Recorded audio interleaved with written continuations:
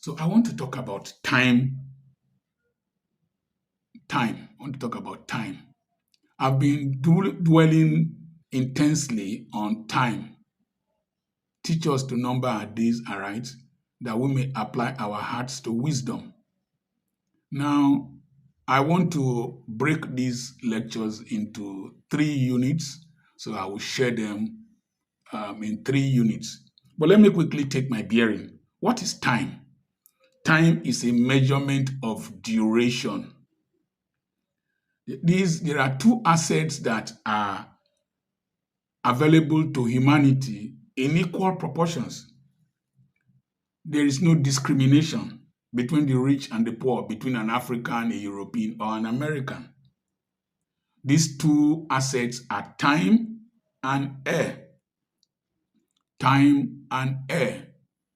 The mystery of life is that these two assets are intangible. You can't hold time. You can't hold air. They can't be stopped with all the technology that most countries have. If not, America will have stopped hurricane in Florida and the New England states. If not, America will have stopped tornadoes in Oklahoma area. If not, the Japanese will have stopped cyclones. So these are two issues: wind, which is air, and time. They have no respect for anyone. Time has no respect for anyone. If time and air were tangible, if they were tangible assets, the rich will have stockpiled them such that the poor will not have. The Bible says time and chance happens to them all. Time and chance, opportunities and choices that you make happens to every person. Only a small proportion of those who are millionaires in America came from homes that they inherited money from, maybe the children of Sam Walton, Jackie Onassis and her children, and a few others. But most individuals harnessed time and opportunities and became millionaires in America and all over the world. So they have no respect for anyone. You see, if time and air could be bought, the African politicians will not allow the poor man breathe. Now they are using it to make mockery of the poor in Nigeria. Let the poor breathe. You see, they will have even added branding to air: poor man's air and rich man's air. Poor man's air is of low quality in the slums and in the urban areas because of pollution and human activity. If not, if you go to rural areas, their air is fresher than in the cities. So thank God for air and time. And then if you imagine how much you pay for oxygen when you are hospitalized, then you can imagine how much oxygen you have been breathing in since you were born. And I always pitied those people who think that it is a display of sophistication when they don't believe in God. I think it's a sign of stupidity. The fool says that there is no God.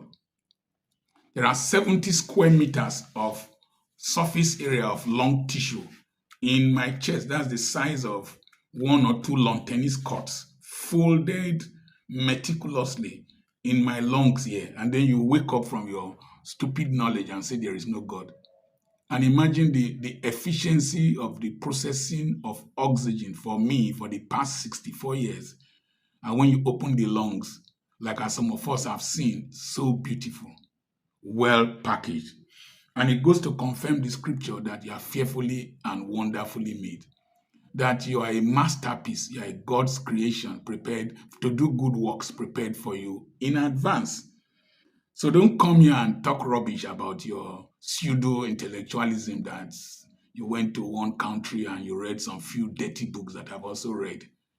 I've read a lot of mysticism before I became a Christian. So don't come here and talk trash. I will lambast you.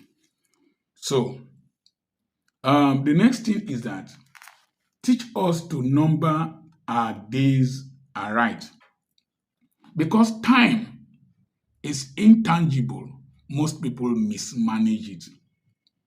One of the most mismanaged assets in life is time. Teach us to number our days aright, that we may apply our hearts to wisdom. Your life is measured in time: 100 years, 90 years, 50 years, 20 years, 10 years. You are categorized with time. You are a youth if you are below 35 in some countries. You are not allowed to vote if you are less than 18. You cannot appear in a public court sitting if you are less than a certain age in some countries. If somebody has sexual relationship with you, if you are less than a certain age, it is criminal. You cannot buy some things if you are less than a certain age. And you will need the consent of your parents to do some things in some countries and several areas of the world. So time determines what happens. Time determines when it happens. Time determines who is responsible for some activities. So time is very, very important. And the value for time is a measure of the development of a society. Professor John Mbiti, a Christian philosopher from, I think, Kenya, yes, John Mbiti said that the African has no proper management, proper understanding of time. So second, minutes, hours, no. In my language, second is called Ibrero. That is the time it takes you to blink. That's called Ibrero. But that's an arbitrary thing. It can vary from somebody, person to person. And how do you measure blinking? So blinking is a reflex action. In poor countries, you are paid monthly. In developed societies, you are paid per hour. That is to say, they value the time you have given to them and your productivity per hour. And you see, in developed societies, people don't stroll, they walk briskly because they value time. So if you don't value time, you are already in the pathway to poverty.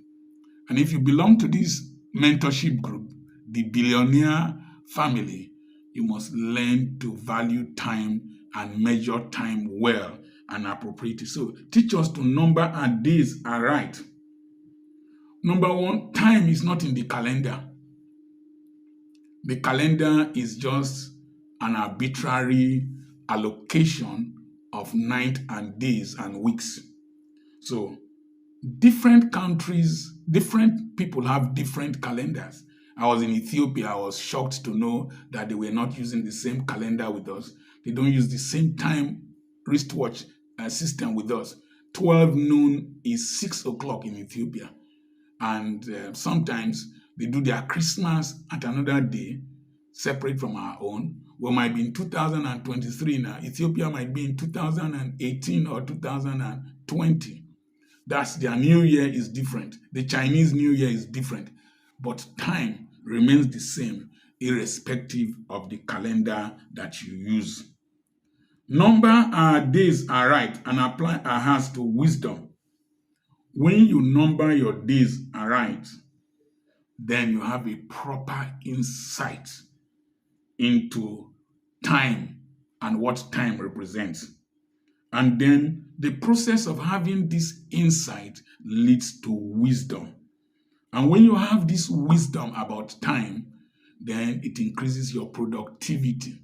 It helps you make the right choices. It helps you to have the right association. It helps you to do some of the things I'm going to share with you later. Time has to be numbered as a percentage of your lifespan. If not, you will waste it. Time has to be measured as a percentage of your lifespan. I graduated at the age of 25. So if I lived to the age of 100, I spent 1/4 of my life becoming a medical doctor. If I live to the age of 75, then I spent 33.3% of my life becoming a medical doctor. Surprisingly, that 33.3% or one quarter of my lifespan that I spent has not produced as much wealth as I have gotten from the age of 40 to 64.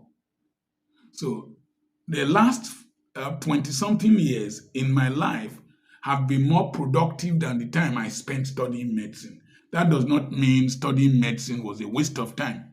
It gave me the potentials to become what has become more productive now. So you must learn to spend the early percentage of your life acquiring skills, acquiring capacity, developing relationships, excuse me, developing relationships that you will maximize in the future. I spent the first 27, 28, 29. I spent the first 29 years of my life having my first three children, 86, 87, 88. Then I had another one, 96. Then I think I was 37 or thereabout. So I spent the first 37 years of my life having children. And then I spent another percentage of my life training them. So you see that life is based on segmentation and percentages. So the tragedy of life is that no person knows the end point. No person knows when he is going to die. Since you could not determine when you will be born, it is the prerogative of God to determine when you will live this life. Even though if you live recklessly, you can burn your candle at both ends and it will burn faster. I will just share some statistics, then I will end this segment. If you are 30 years old now, if you live up to 90 years, that means you have spent 1/3 of your life. So you're a 30-year-old young man and young woman listening to me. If you are in Africa, the chances of living up to 90 is very slim. So if you are 30 years, you have spent 33.33% of your lifespan, 1/3 of your life. And so don't think you are young and start behaving stupidly. One of the problems we have in the Niger Delta is that people think that they are young. I saw Asari Dokubo in Abuja going to protest for Tinubu. When Tinubu was his age bracket, he had achieved a lot in life. And I saw Niger Delta youths, they were dancing in the streets of Abuja. You come from very dirty environments. Go to a lot of the areas that these people come from. People defecate inside the same water that they swim in. Very underdeveloped areas of the country. And polluted area. And then at the age of 35, you are dancing in Abuja when your mate is being sworn in as being interviewed as minister. You are dancing in Abuja for an 80-something-year-old man. Dancing for him, though he claims to be 70, you are dancing for him. And then they will pay you peanuts for your dancing. Don't you think you are stupid? We are unnecessarily happy in the Niger Delta. Africans are unnecessarily happy with all the poverty, wastage, and then you are dancing in a clean environment, in a developed environment, where the money that was used to build it was from your area. It doesn't grieve your spirit. How long are you going to dance? How long is Asari Dokubo going to be a militant? Add 20 years to his age. Maybe he will be 60-something. Can he still come to Abuja and dance? With his size, the likelihood of debilitating Egyptian diseases will have crept in. I don't know if Africans reason, particularly those of us from the Niger Delta. I don't know if they reason. Tinubu's son was not there to dance. You're dancing. Stupidity. So when you know how much of your lifespan you have spent, you take decisions that will make your old age comfortable. How long can you carry grenade launcher? How long can you carry AK-47? How long? When I got to the age of 38, I looked at my life I looked at 15 years I had spent in Aba. I looked at the kind of life I wanted to live. And I told my wife, we need to leave this town and restart our lives. God had to tell the children of Israel in the book of Deuteronomy, he said, you have dwelt too long on this mountain. Break camp. You are engaged to a boy. For 10 years, you are not yet married. Will you wait until you get into menopause before he will marry you? You are working in a place, a church, 20, 30 years, 40 years. You don't own anything. Think. Realize that your life is going. So it makes us take decisions if we know, if we appropriate life in percentages. So let me quickly run through some percentages. So if you have lived for 30 years and you are going to live for 90 years, if you sleep 8 hours every day, you will sleep 30 years out of the 90 years. And if you sleep 8 hours every day from the age of 20 to the age of 90, you are going to sleep for another 20 years. 8 over 24 times 60 is 20 years. So if you remove 20 plus 30, that's 50 years. So 50 years will be out of your life with sleep out of the age of 90. So what do you have left? If you live up to 90, the last 10 years, you're not going to be physically very strong. You might not be mentally very strong. And so you might not be very productive.